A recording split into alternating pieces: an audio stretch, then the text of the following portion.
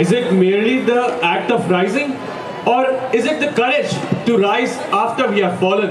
The Sanskrit word Arohan means ascent, rise or climb upward.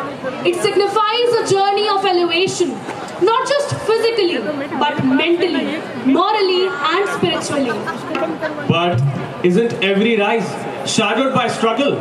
True, but what is life without challenge? Arohan is not about escaping pain, it's about transforming it. I remember now the story of a prince who once began this very journey. He had every luxury, yet something within him yearned to rise higher.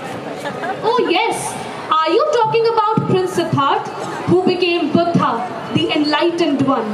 He rose above worldly temptations and attained nirvana. Absolutely right.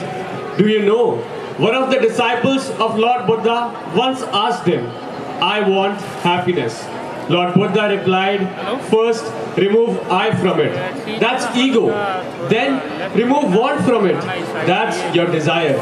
And see what you are left with is only happiness.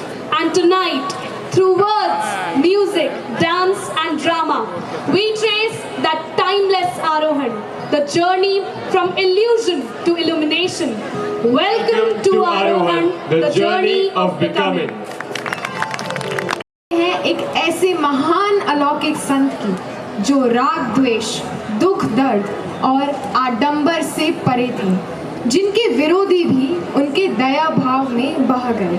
क्षमा जिनका अटूट शस्त्र था, वह थे परानुभूति, सहानुभूति के पुंज, गौतम बुद्ध।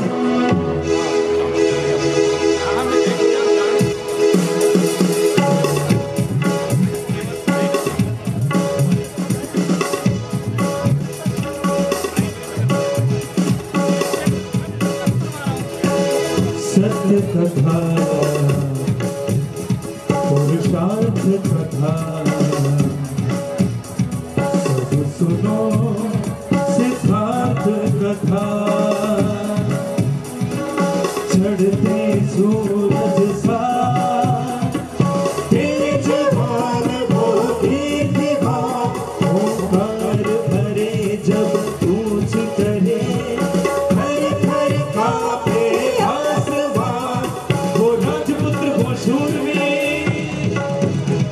पर्वत को भेद दे उसके तीर, शांति का स्रोत करुणा की धार, निर्धर धरे मन से अपार, वो राजपुत्र वो शूरवीर, पर्वत को भेद दे उसके तीर है शाक्य वंश का वो तारा, जगमग है जिससे जग सारा। नगर भ्रमण को निकल पड़े लिए सारथी साथ, यत्र तत्र दृष्टि गई हुआ मन बेहाल, तभी वृद्ध शव रोगी को देखा करने लगे विचार।